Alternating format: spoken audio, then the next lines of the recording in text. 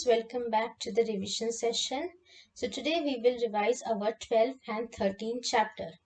So 12th chapter, it is for air. Yes, so air and water. So air has many properties. Yes, and they help birds to fly. Then we fill air in our ball. Then it also helps kite to fly. So air has different functions. And there is the yes, air has different functions. So air is very important for human beings and all other living things. Then we have seen about some processes which takes place like evaporation. So what happened in the process of evaporation? The liquid compound, when we will provide heat to the liquid compound, it will be converted into vapor. So this is which process? Evaporation. In this evaporation, liquid compound will change into gaseous form. Then next process is condensation. So what happens in condensation? The water vapor. When the water vapor, it will touch the cool surface, or if it enters into the lower temperature, then it will again convert into water. So in condensation, what happens? Gaseous state is converted into liquid state. Then freezing. So in freezing, what happens?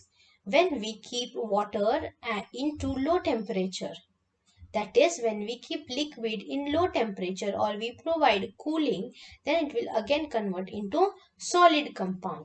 Yes, like water converts into ice.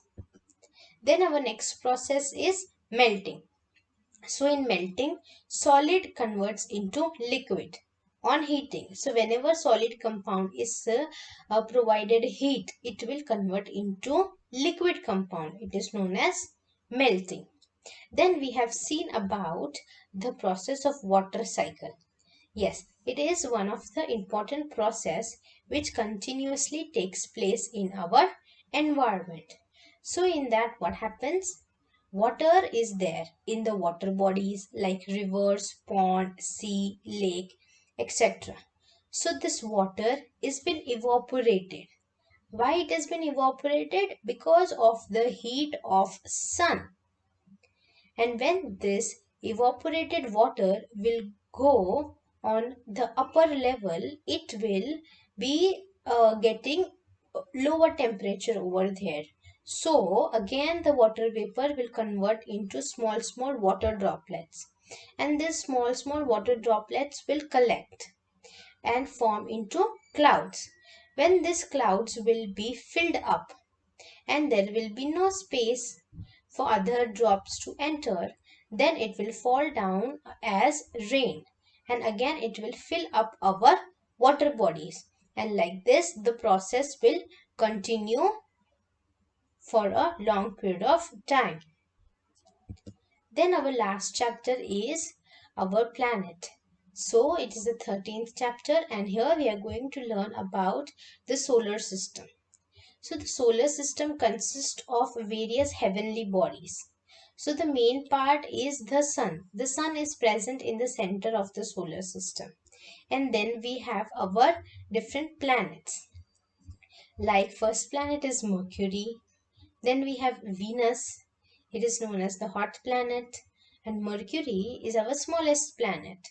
Then we have our Earth.